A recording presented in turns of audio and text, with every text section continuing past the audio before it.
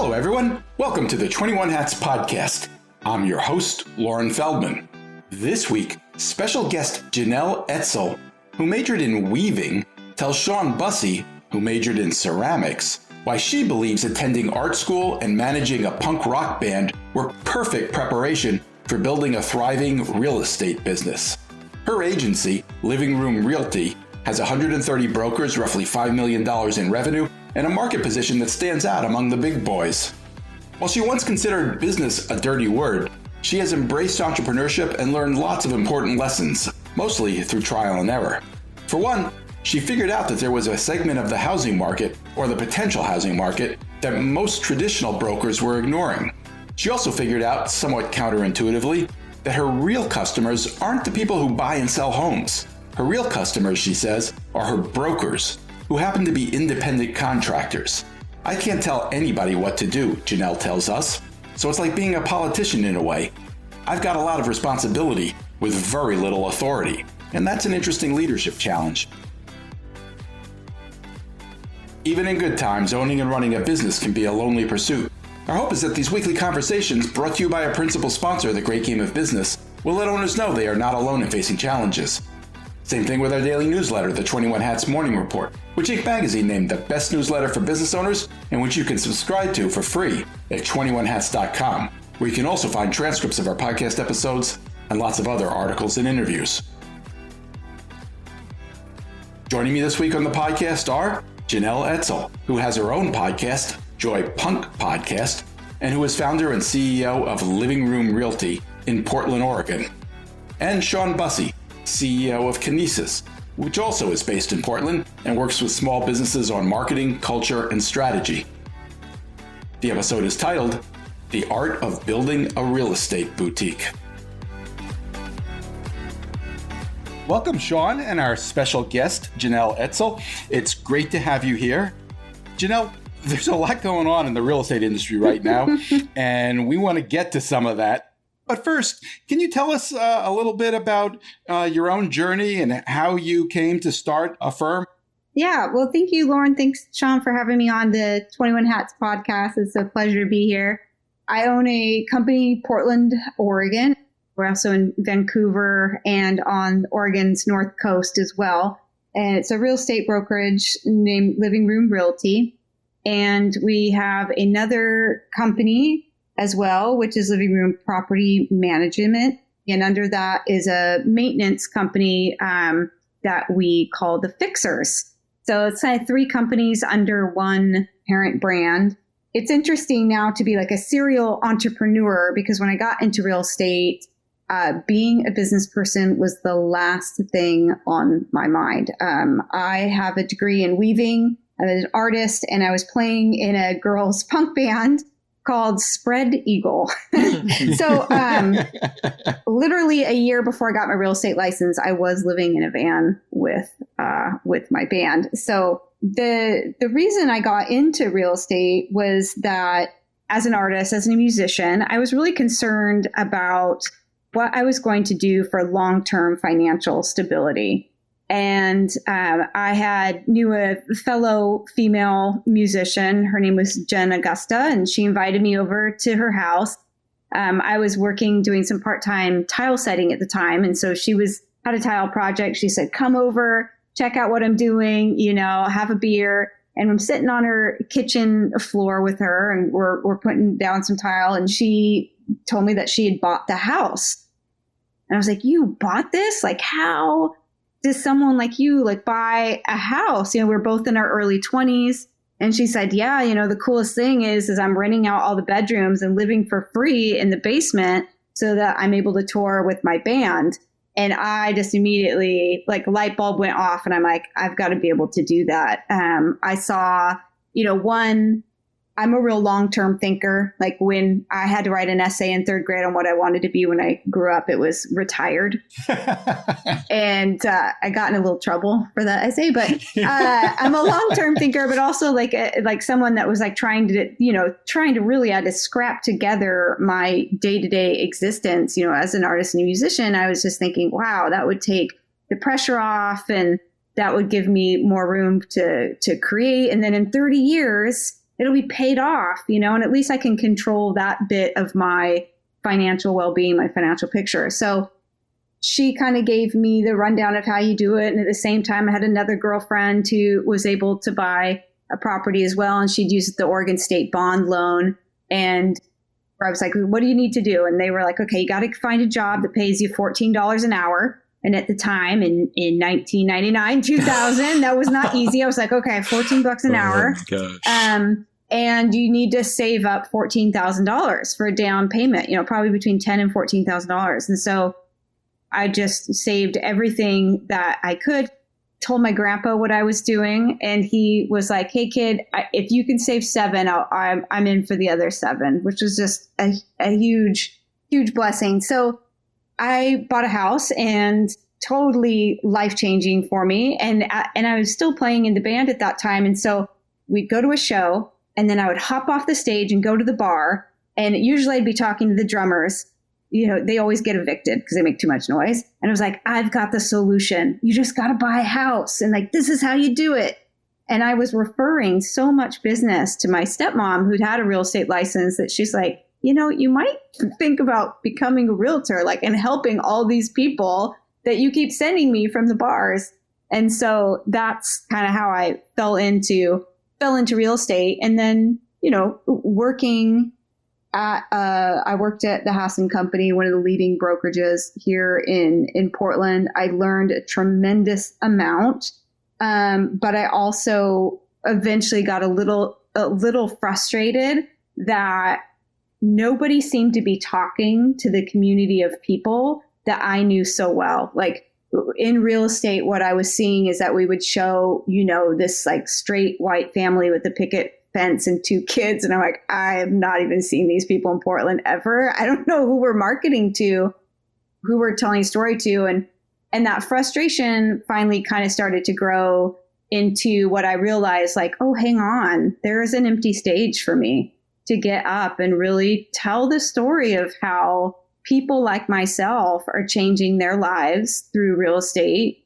And this was coming on in Portland at about the same time. I had a lot of clients who worked at Stumptown Coffee. It was kind of changing the way that we were thinking about business. It was a local Portland brand.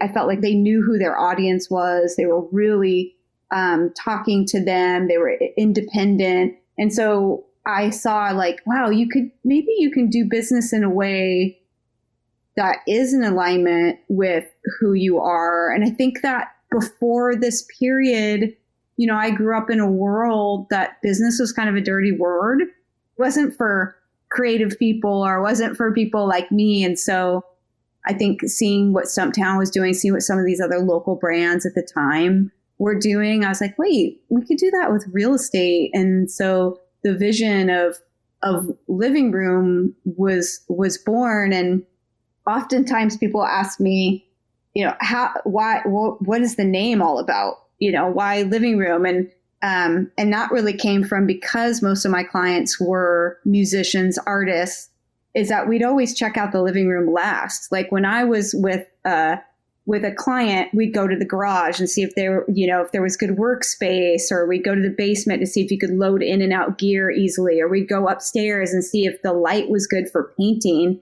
And then, because those were the spaces that my clients were making a living in, this is where they lived. And then the living room was kind of the last room. And what they were looking for is space to thrive, for their creative endeavors. So I was thinking about the concept of living room in this really different way, not as in the actual room in a house, but as a concept of how we live, and real estate giving us the ability to express that lifestyle in a way that's really creative and really exciting to me. It's cool. Jenelle, there's a pretty common trope of when houses are selling and the market's hot, lots of people want to be real estate agents. They flood into the business, and then things inevitably change, and a tremendous number of them wash out. Given your background, it sounds like that could have been you. Why wasn't it? Why did you stick with it? Well, I wasn't attracted to it because the market was hot. Like I didn't even know about markets. I didn't know what I didn't know. It could have been the worst time to get into real estate. I mean, in fact, when I started Living Room, it was in the depth of the housing recession. It wasn't really about the timing of the market. It was about the timing of what was right for me. You started a real estate business in 2008, 2009? Yep. Not only that, I started a real estate business in 2008, and I started it with a 17-month-old baby and another one on the way in a month and a half. Like, and from the outside, the timing couldn't have been worse. And from the inside, the timing couldn't have been better. And so I think that that's the same counsel I give to folks who are like, is now the right time to buy? It's like, I don't know. Like, I don't have a crystal ball. We just don't know. But is it the right time for you? Or is it the right time in your life? And so I think it's interesting now to have a established company and navigate another major downturn with something that's already built. I have a lot of new respect. I was a little cocky coming into this down market because I'm like, this is the stuff I'm born of. I started in the downturn. This is where I'm great. This is where I've been able to accelerate out. And, but it's a much different thing to start something up when conditions are hard than to maintain something that's large and built. And that, I've got 130 brokers. I'm leading them through whatever fears, anxieties that they have. And that's a really different leadership challenge than that entrepreneurial on your own risk of like, well, this is the timing for me. Like, I feel confident. It's like, okay, well, how do you get 130 people to feel confident? It's really different. Tell us about that transition, Jenelle. What was it like when you went from being a broker in somebody else's business to starting your own? Boy, is it humbling. It's really, really humbling.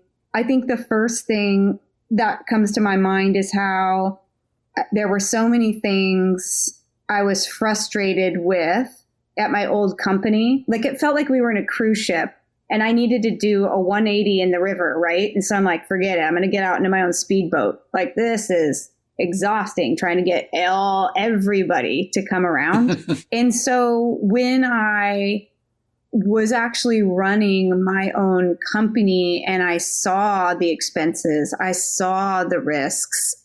I mean, I was the prodigal son coming home. I called Mike Hassan, my the former owner, and later would become a really close friend and mentor, and was just, very humbled. And I said to him, I hope that any bit of success that I'm having is a direct correlation to all the opportunities and all the gifts that you've given me and all the lessons I got to see while I was there. And I had no idea. Like what you were, what kind of decisions you had to make and the weight you probably went home with alone. Until someone's been in those shoes, you just have no idea. And to think like, I remember asking him, if like we should join this environmental building group, just thinking that I'd had the best and brightest idea of the year. And he's like, oh, let me think about it. And being really frustrated, but like, I think we should do this. And I'm like, God, how many agents did he have wanting to join whatever small interest group they had, and like, how do you measure big decisions like that with, he had 250 brokers, I think, at the time. And the thing that leadership has taught me too is that, all the skills that got you to a place, and all the strengths, they'll get you to a certain level on the mountain, but you've got to be willing to take a hard look at yourself and be like, okay, the things that got me here are not going to get me here. So am I the right person to keep climbing? And where can I get those skills? And so leadership's giving me this incredible opportunity of self-growth that I don't imagine I would have gotten anywhere else. Like, I've had to work so hard on myself and my own limitations and, my strengths, my weaknesses, communication. I've had to really learn the lesson of listening to people's commitment. When they come up to me and they're hot, like, for example, I had an agent come and she's pissed off about our website. And like, my first reaction as a human is just to be a bit, like, what is your deal? Why are you coming at me so hot, in the kitchen, catching me off guard? But then underneath, taking a minute and listening to her commitment that like, oh, she's just so passionate right now because she wants us to have the best website in the industry. And she sees an issue. And I'm the person with the power probably to change that. So she's coming to me. And then, so getting on the same page as people, listening to them as bigger people, seeing the best in people, being able to lead them through towards solutions, like all of this stuff, it was not second nature to me initially. And I've had to work really hard at it every day. And I've had to work really hard on becoming a better person, a better leader. Shawn, you made that same transition from being an artist to being an entrepreneur and a business owner. Anything you can relate to in there? Janelle, I've never known your full story, and it's just so fun to hear because I also had that revelation of like, gosh, I've got to make some money. I can't just be an artist. I also moved to Portland. I moved here in 2005. And I also rented a room. Like that was my real estate strategy, was renting a room out in the house that I had bought. Oh, and then the other one too is I started my business in the recession of 2000. And when 2008 rolled around, I told myself this story like, well, I started my business in a recession. Certainly I can navigate through another one. It won't be that hard. Yeah. What a freaking, I was really kidding myself. They're all hard. They're all hard. Yeah. They're all hard. And yeah, your business is a different place. It's like, it's just like, oh, I had an infant in a recession. Okay. Well, now I got an 8-year-old in a recession, or now I got a teenager, it's just different. It's just every challenge is different. There's so many similarities too, and how in early on the stakes feel much lower in some way. And like how you can just gut through it. Like, oh, I can work 18-hour days. No big deal. And like, you can't do that in your midlife. And not to mention that the pressure you must feel of all those folks who are counting on you, like you too. I didn't know finance forever. I didn't know so much stuff about business, but I do think the superpower we have, right, is we're both creative. So we're like, well, we'll figure it out. I'm not scared of that. Right. I'm kind of curious, like, as you've built this business, 100+ people, that is a lot of communication. I think as artists are actually good communicators in a kind of weird, unpredictable way. But I'm kind of curious how you manage that. How do you manage, keeping the lines of communication open so people feel heard, but also like you're not overwhelmed by making everybody feel heard? How do you balance that out? Ooh, that's a good one. Janelle, before you answer that. Yeah. Thanks. Could you just tell us, are those 100+ people, are they employees or are they contractors? What's the relationship? Yeah. So, with residential real estate brokers that are at our company, those, they're all independent contractors. And it is like the brokerage's job to ensure that, they're following kind of the letter of the law and that they are kind of understanding our brand culture. So there's definitely a lot of communication there, but I can't tell anybody what to do. So it's like being a politician in a way. I've got a lot of responsibility with very little authority. And that's an interesting leadership challenge. And I think, if anything, it's going to make me a really great candidate for governor one day or something like that. I don't know. Wow. Where do you take that? But, and then I have employees. I've got an employee team and we're at about 26 people. And our agents have their teammates too. So they've got, kind of small business brands underneath them. So we've got some folks with teams as big as 7 or 8 people. So back to Shawn's question. Sorry to interrupt. No. Do you want him to repeat it? No. Yeah. So yeah, how do we make sure that people feel heard? It's really important to me in that I think that I'm someone that I want to understand the purpose of anything. I just don't do anything because someone told me to, right? That's like a little bit punk rock. And it's like, what are the rules? Okay, well, let's throw those away. And if the rules don't make sense, I'm not operating by those, although I'm a person that does love to create structure and follow rules. Every good bit of thing that I do came from me just fucking it up royally, to be honest. Like I just totally screwed it up. And then I was like, oh, okay, how do I build a little system so I don't do that again? And one of the things that I used to do is that, I talk to the press a lot. My role at work is talking to press, doing a lot of our marketing. And so I let a writer for the paper know that we were opening up in Vancouver before I let my agents know. And I didn't realize like how hurt that so many people would be that they're finding out in the paper about something that's coming that's, like kind of really affects them and their brand. And it's like, sometimes I'm just like, am I really that dense? But I am really that dense often. So that made me realize, well, geez, I should start a council. Maybe I could have a leadership council of agents. And before I tell anybody anything, I will tell them and get their feedback and make sure they know, and then make sure that they can help me articulate that out into our agent body. And so I actually came up with a communication protocol that's really helped me a lot. And one of the things that really drives my staff crazy is that they work at the desk and they know that when the owner of the company says something, they better pay attention and read it. Well, agents are independent. So maybe they read it, maybe they don't.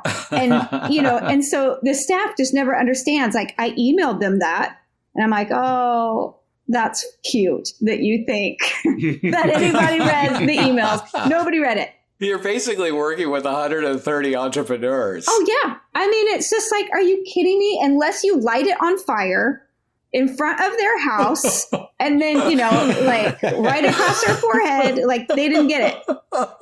So I'm like, email it to them. We got probably 7 times, then text it to them a couple times. Then make a rock poster and put it above, in the bathroom and over the copy machine. Like if it's important, we better be saying it again and again and again. And, and to get a staff that, has always worked in this structured employment atmosphere to understand these agents, it's like just because you build systems and they work and they should function does not mean that they're successful unless you can get an agent to actually do it. So you have to stop creating things that you think work and stop complaining about creating systems that the agents won't use.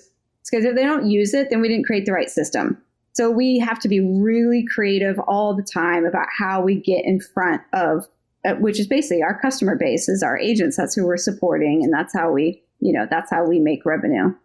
Do you really see your agents as your customers versus the folks who are doing the transactions? I do. It's interesting from both a operations standpoint and a marketing standpoint is that the whole world sees Living Room and that my customer is the buyer and seller of homes. And so I have to behave as if that is true in many ways.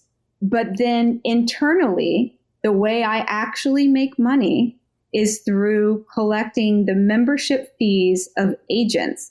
And so they are my actual customers, but my customers, the agents, what they want from me is really great communication and marketing and attraction of their customers.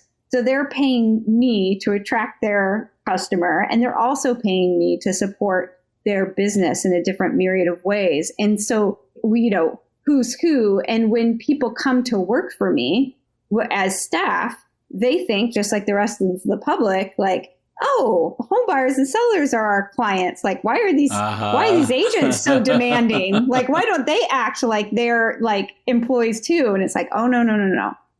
When we orient new staff to support our agents, I'm like, what we are is just like a really liberal country club. And our agents are those members, and some of them play all the time, and some of them play less frequent, and but we need to remember their drinks and their family and how they want to play the course. And they don't work 9 to 5. They may have been up working since 6 a.m. and then bailing water out of someone's basement last night at 11 p.m.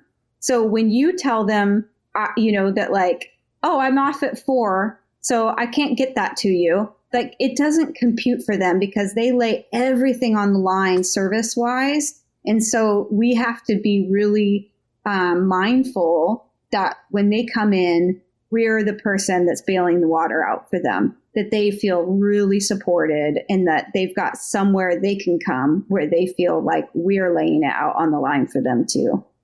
Jenelle, your business is a network model, meaning there's two networks, the networks of people buying homes and selling homes. And then the other network is the network of brokers that you have, and the larger the scale, the more effective you can be to both of those groups. Yes, it's true.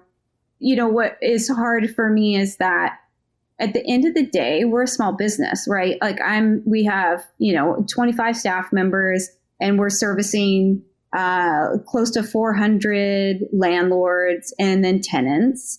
And then we do maintenance work. And then on the brokerage side, we're supporting, 130 brokers. And so it's a small business with revenues between those two businesses of about 5 million.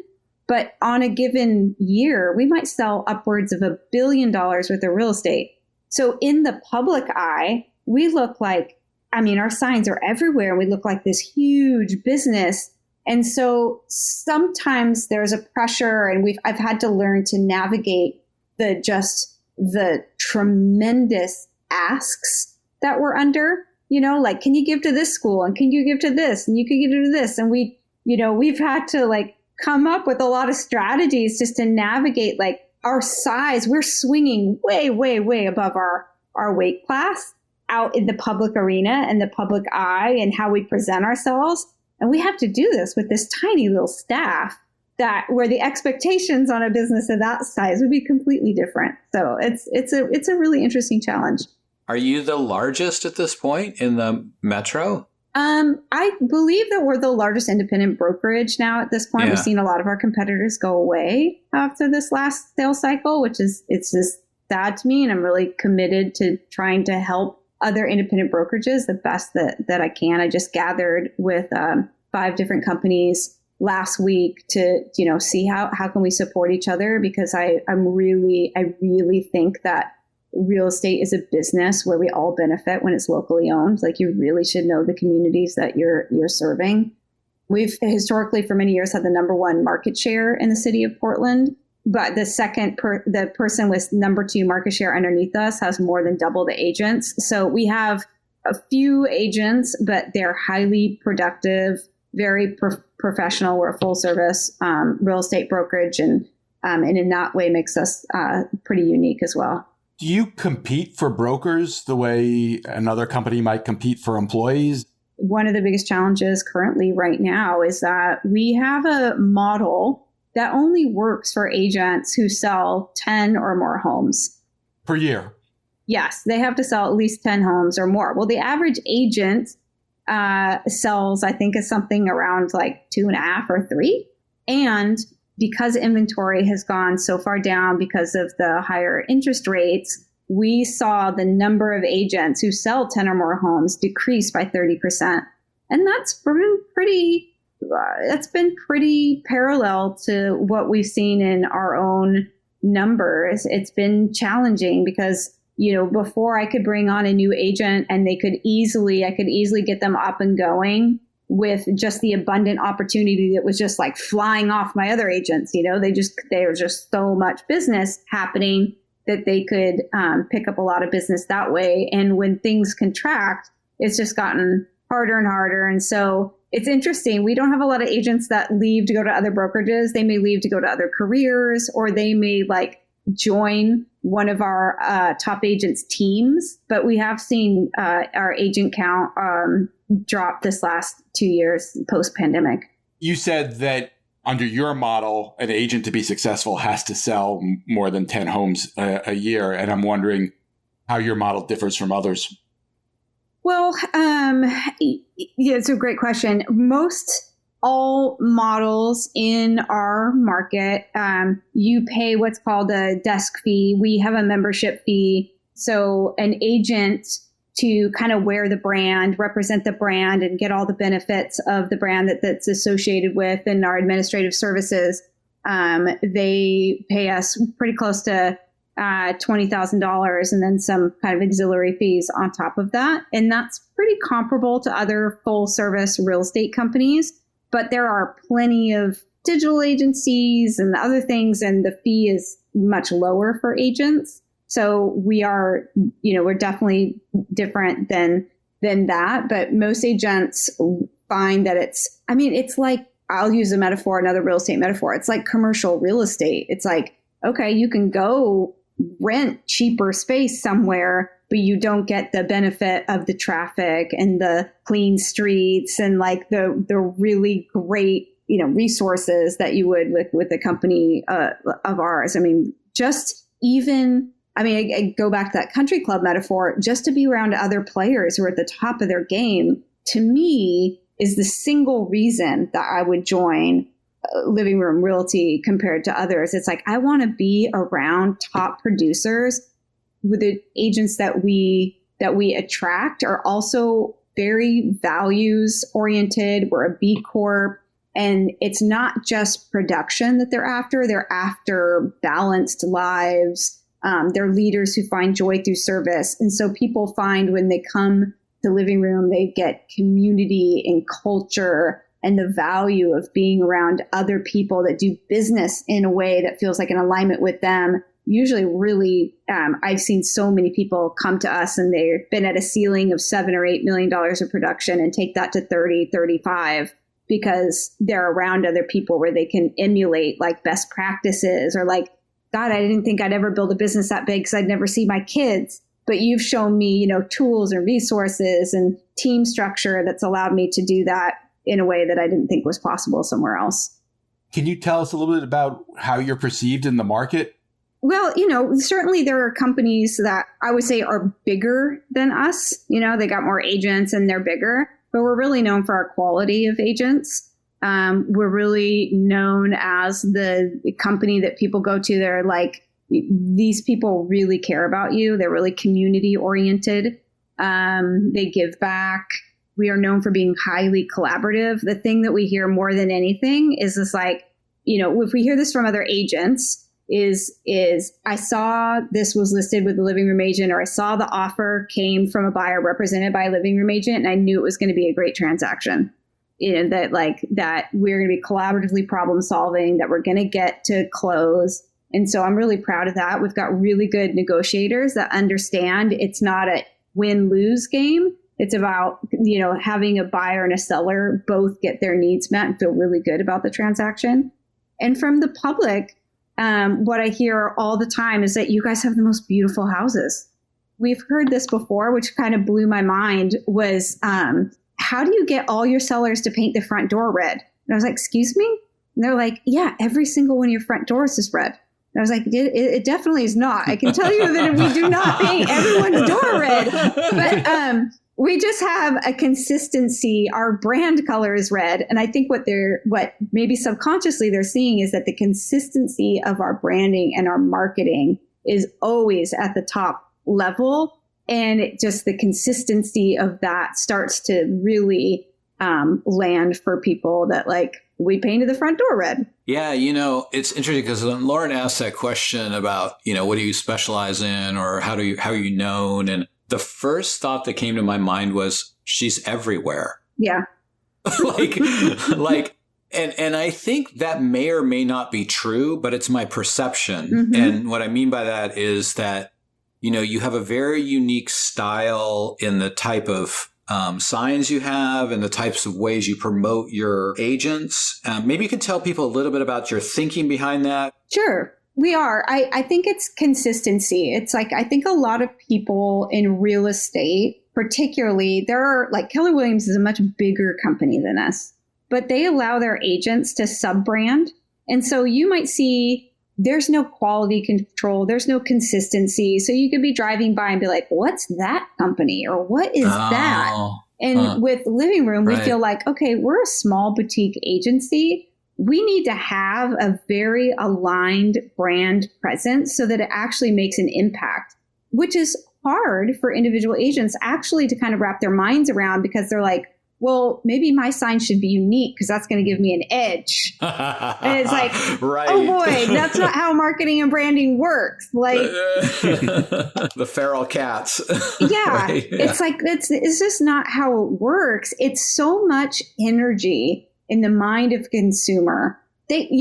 We think when we're in our industry that like everybody's thinking about real estate all the time. And I know that like actually people have a real estate thought once every 5 years statistically. Otherwise, they're not even seeing the signs, right? They just drive by them. I don't know, whatever. I don't know. So when we ask a consumer to remember our sub-brand under a brand and then our name, I'm like, oh, forget it. That's just just never going to work. And also people forget, like agents forget all the time. Like, unfortunately, for better or not, your name is your brand. Your level of service that you represent, that's your brand. And that's the only thing you can hope that people are going to remember. But like a sub-brand that you do, that's, I know when I get in the car, I get in an Uber and I go to the airport and people be like, what do you do? And I'm like, oh, I'm in real estate. I own a real estate company. What company? Oh, I've never seen that before. And I'm like, okay. Like for me to know that there are plenty of people in Portland that still don't know who my company is, to think the hubris it takes for an individual agents without 135 top ranking agents that collaborate to think anyone's remembering their sub brand makes me laugh, because I'm just like, dude, it's hard. It is hard out there. But so we have very, tight, brand rules that we follow. And that helps because, a top producer, like someone like a Kristen Lincoln, who's been in this business for 25 years, anytime I try to do something creative with our brand, she's like, please just use the regular logo, the regular font, because when people see that, no matter where they see it, they think that's my brand. They think that's mine. Keep it consistent and just keep reinforcing my individual brand out there as a part of the collective. And then I think the other thing that, what Living Room does and what we did that really set us apart and we still embrace wholeheartedly was that at this point, anybody can go to a myriad of sites and look at the houses. Like, that's the product. But what we know that Zillow will never know and Redfin will never know and Realtor.com will never know is the people here in our community. So tell the story of the problems that you solve specifically for the people right here in this time of our real estate market. And what I have noticed is that as we have now told 16 years of these really unique stories of what it means to make Living Room in Portland and how people pull it off, is that it makes us incredibly referable. Because, you go to a party, you're talking to a friend and they're like, yeah, I've got to figure out a way to take care of my dad. And I just don't know how that's going to affect both of our living situations. And, that is a problem that if I've talked about that in like how I've helped a father and son downsize to share a duplex so he could provide care, now I'm being highly referable because that person will hear that issue and want to help that person solve it. If they care about them, and then they're like, oh, you got to talk to my friend Jenelle. She did that for people. That's really different than I'm thinking about buying a house. And it's like, okay, well, we all know 40 realtors, like whatever, well, go online, that's where houses are. But when you really talk about the individual challenges that you're solving, it makes you really referable. And like whether interest rates go up or down, people are in these sorts of life situations that they can, oftentimes solve with real estate. And that's where I want to be. I want to be on the forefront of like, how do I help people overcome challenges? And I'm going to get the business, because you can go and like look at houses all day on any kind of site, but nobody owns that kind of information and the relationships in the way that like, our firm and our agents do. Jenelle, are you talking about having your people share those stories in their personal lives, or is this part of a marketing campaign where you've found a way to tell those stories to more people? Yeah. So when I started the company, with no money and, it's punk rock DIY kind of spirit, I knew at the time blogging was the big thing. Everybody's got a blog, it's the same way that social media is now. Everybody's got to be on social media. And I was like, oh my God, I am so busy. In the downturn, I sold 42 homes, and I'm, as I've nursed a baby and changed a diaper at the same time. And I was like, I don't have time to be an expert blogger as well. But I thought, well, okay, we're going to start this boutique agency. And I bet though, if each one of us just told a story every time we helped a seller or buyer, we told a unique story, well, then we could round out communally a pretty decent blog ourselves. And so we stuck with that over this, 16 years where we've continued to tell those stories. And of course, the momentum that we have now, I have like 4 or 5 unique content stories that are hitting our website every day. So, the free SEO rankings just in alone, that's just a gift that's kept giving. And that just came from a strategy of not having money to compete with the big guys. And it was like, well, what do we have? Well, we know these folks that we're helping. And it went back to my own experience of, I didn't know that home ownership was for me, because whether anybody explicitly told me this or not, but in our culture, home ownership was something that happened after you got married and you had a baby. So here I am, this punk rock chick that's like, I don't know that marrying a baby are ever on the table for me. So it just didn't occur to me that home ownership could be, because it's just not the way I saw things going. And I think there's so many people in our culture that think the same thing. They just think that's not for me, that's for someone else. And so I really had this mission when we started that, like, please show regular people, funky, weird, whatever, unedited, tell the story of how they did it, because I want more, young punks like me to see that and know that it's possible for them. And so that's really, the deep level of why I'm really committed to the storytelling, is because I think until you see someone from your own community, you just don't know it can be done. And, one of our values is diversity. And I am so moved every day by, the agents that I have at Living Room, the incredible diversity that we have there, and the communities that they get into, showing them that home ownership is for you too. And like, I can help you, and I'm someone from your world and your community that can show you how. And I believe in every bone in my body that a strong democracy, a functioning democracy, it really is dependent on the widest distribution of home ownership. Well, I want to get to the litigation that's rocking the industry. But before we go there, Shawn, I just want to ask you, I know Jenelle said she learned everything through trial and error and screwing things up, but I don't know. It sounds like she's got really good instincts for managing people, for marketing, for building a business. What is it about art school, or should people be going to art school instead of getting MBAs? How do you explain this, Shawn? It's interesting, Jenelle, when I ask you, like, how is it I know you're everywhere, you said consistency, which I think is such an important message that people hear.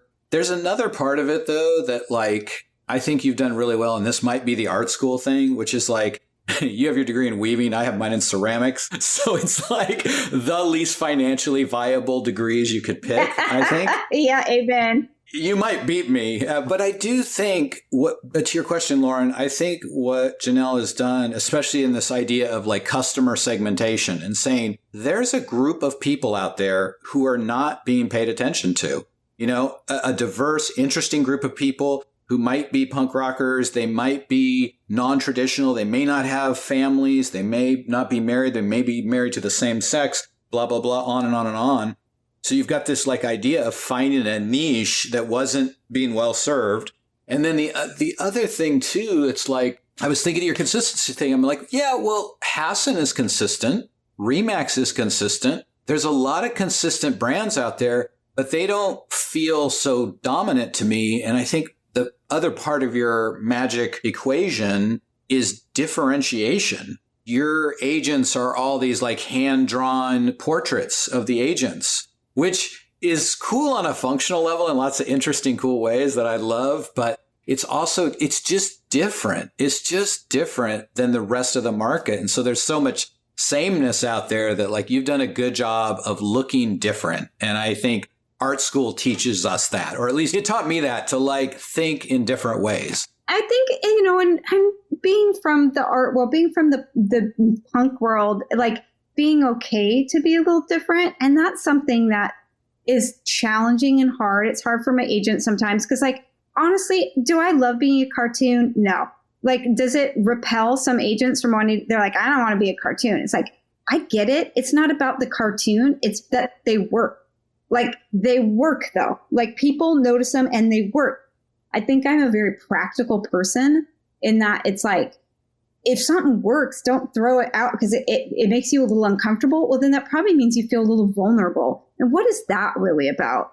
What is that about? And like, I think being an artist, you get so used to being vulnerable. You put yourself out there. I mean, being in sales seemed like nothing to me. Like, sure, I'll sell real estate. That's a hell of a lot easier than selling myself all the time. Selling something, like. Yeah, it's so interesting. You use the word vulnerable, but it's true. It's like the work you do to be a creative in some ways is like really hard. It's really, really hard. People often throw art under the bus. Like, it's really a rigorous discipline if you take it seriously. And as is performing, music, whatever. And it's about self-discovery. And so I think, too, that's where it's really powerful for leadership. Yeah. Because you have to look like you're making with purpose and in managing resources, managing my punk band on the road. I mean, like, what better, financial lessons are there than that? Like, very scarce resources and negotiation skills. And, it's like, I got an MBA on the road with those women. That makes sense. And you never took investment money, did you? I didn't. In terms of your business? You never, all bootstrapped. Oh, you should have heard the banks laughing at me in 2008 when I'm like, I want to buy this building and start a real estate company. They were like, have you turn on NPR? Like, you have a radio? Yeah. It's like, All right, Jenelle, can you explain the litigation to us that has changed your world? Well, I will say this is that it's really interesting to me, the press and the spin. I will say the Daily New York Times absolutely broke my heart because their coverage of it was so one-sided and also came from a starting point as if a buyer's agent has no value, which I was like, well, that's interesting that we're saying that. I completely disagree. But for us in the industry, for years and years, I have been hoping they would decouple commissions, which they did. I think that there were so many of us in real estate who wanted more transparency and also who represented buyers that wanted the ability to be able to negotiate our commission. What I am surprised by, and which is completely just media cycle and spin, is that when this ruling came out that many of us in the industry were excited about, we didn't expect to be made into like the bad guy or the boogeyman in the story of like, agents have been making so much money and they wouldn't negotiate. And it's like, none of that was true. Let me see if I have this right. The suggestion has been that there has been collusion on the part of buyers and sellers agents, and that it removed the ability of buyers of homes from being able to negotiate a sales fee with their agent. It was all coupled together, as you put it. And this settlement will allow for negotiation that wasn't occurring before. Do I have that basically right? Yeah. So when I sit down with a buyer now, we can, which I've been doing, honestly, though, this has been in practice, and this is in practice for our agents. It is that we sit down and we fill out a buyer broker agreement, and they are clear on the fee that we are going to be paid, whether that came with it in the past came from the seller, or if there was not a fee offered, which was also something that we saw happen all the time, or I would help buyers buy unrepresented property or trade property or buy something from their landlord or whatever. They would sign a fee agreement, which now all buyers will upfront sign a fee agreement. Because the number one problem that I really feel like this solves, and I'm very happy about, is that there was all sorts of bullshit in our market, all sorts of marketing that was saying, oh, well, it's free for you as a buyer to get representation. It's not free. Like, you are paying for the cost of that home.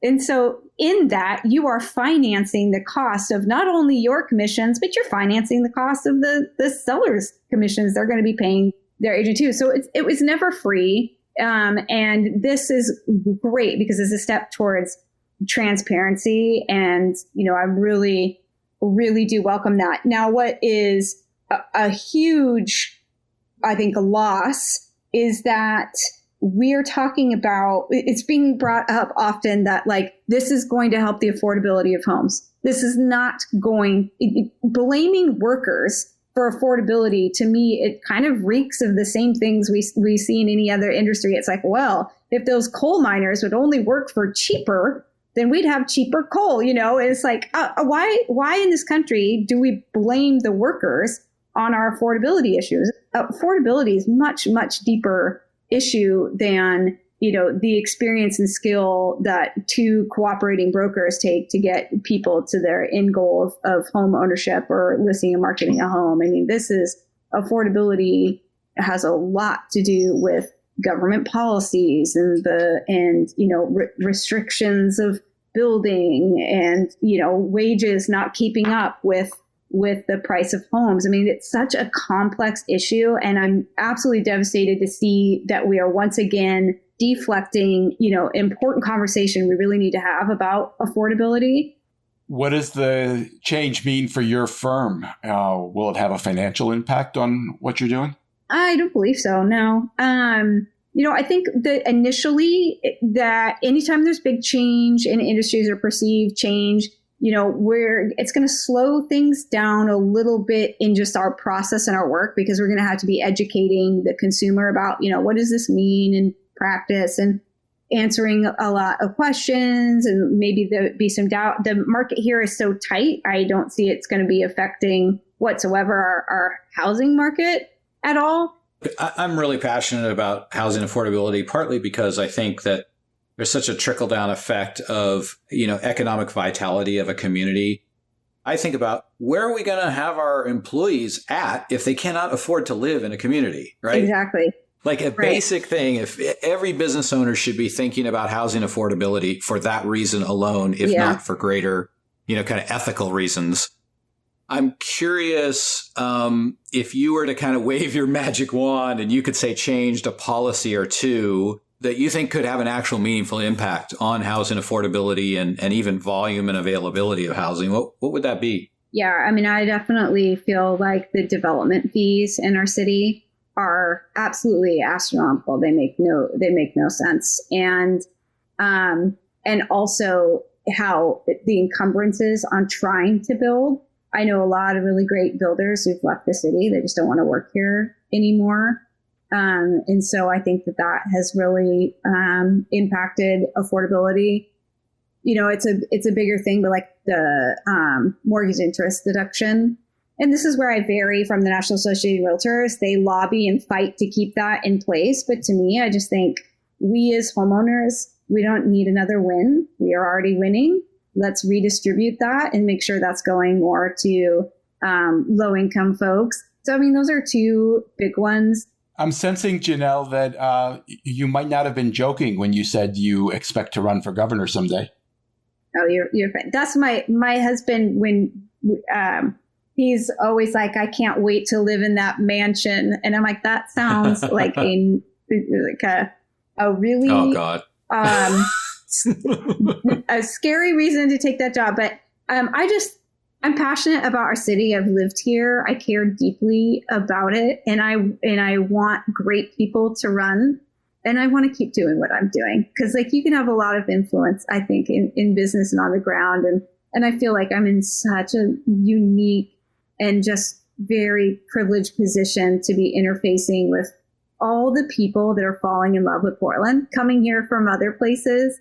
My thanks to Shawn Busse and Jenelle Etzel, and to our sponsor, The Great Game of Business, which helps businesses use an open book management system to build healthier companies. You can learn more at greatgame.com. Thank you both. Wait, don't leave yet.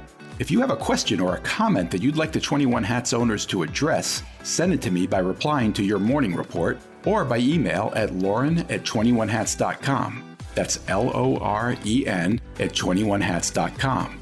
Do it now before you forget. And don't be afraid to tell Jay what you really think. He can take it. And if you got something out of this conversation, help us reach more business owners. Tell a friend. Subscribe and review us wherever you get your podcasts. Follow us on Twitter. Subscribe to The Morning Report at 21hats.com. This episode was produced by Jess Thuberon, founder of Blank Word Productions. Okay, now you can leave. Thanks for listening, everyone.